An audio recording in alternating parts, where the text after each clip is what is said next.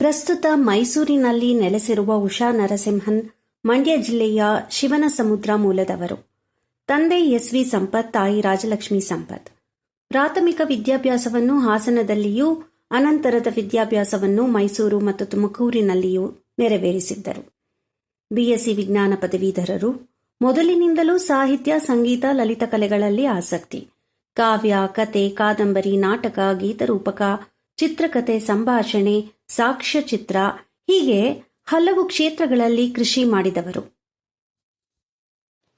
ಇವರ ಕೃತಿಗಳ ಬಗ್ಗೆ ಹೇಳುವುದಾದರೆ, ಪಯಣಕ್ಕೆ ಮುನ್ನ ಇವರ ಮೊತ್ತ ಮೊದಲ ಪ್ರಕಟಿತ ಕವನ ಸಂಕಲನ ಅಂಗರಾಗ, ಮಾಮಿ ಮತ್ತು ಇತರ ಕಥೆಗಳು, ತಾವರೆ ದೇಟು ಹಾಗೂ ಹರಿವ ನೀರು ಕೊರೆವ ಬಂಡೆ ಇವು ಕಥಾ ಸಂಕಲನಗಳು.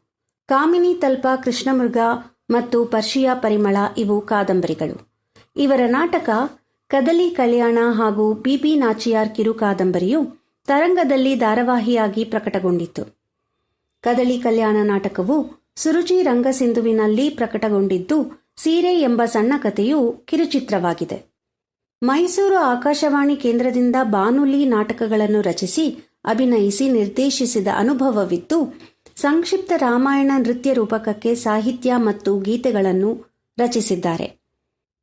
ಕರ್ನಾಟಕ ಇತಿಹಾಸ ದರ್ಶನ, ಪ್ರಾಗಿತಿಹಾಸಕಾರರು ಕಂಡಂತೆ ಎಂಬ ನಾಟಕ ರಚನೆ, ಬೆಳಕು ಬೆಂಕಿಯಾಯಿತಯ್ಯ ನಾಟಕ, ಭಾರತದ ಪ್ರಾಚೀನ ಶಿಕ್ಷಣ ಸೃಜನಾತ್ಮಕ ನೋಟ ನಾಟಕ, ಗಂಧವಾಹ ಕವನ ಸಂಕಲನ, ಸಂತೆಯ ಸರಕು ಪ್ರಬಂಧಗಳ ಸಂಕಲನವು 2021 ಸಾಲಿನಲ್ಲಿ ಪ್ರಕಟಗೊಂಡಿದೆ.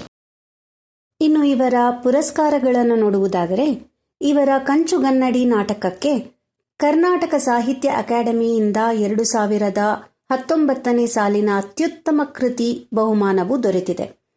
ಅಖಿಲ ಭಾರತದ ಮಹಿಳೆಯರಿಗಾಗಿ ಆಯೋಜಿಸಿದ್ದ ಸುಶೀಲ ಶೆಟ್ಟಿ ಸ್ಮಾರಕ ಕಥಾ ಸಂಕಲನ ಸ್ಪರ್ಧೆಯಲ್ಲಿ ಮಾಮಿ ಮತ್ತು ಇತರ ಕಥೆಗಳು ಪುರಸ್ಕಾರ ಪಡೆದಿದೆ.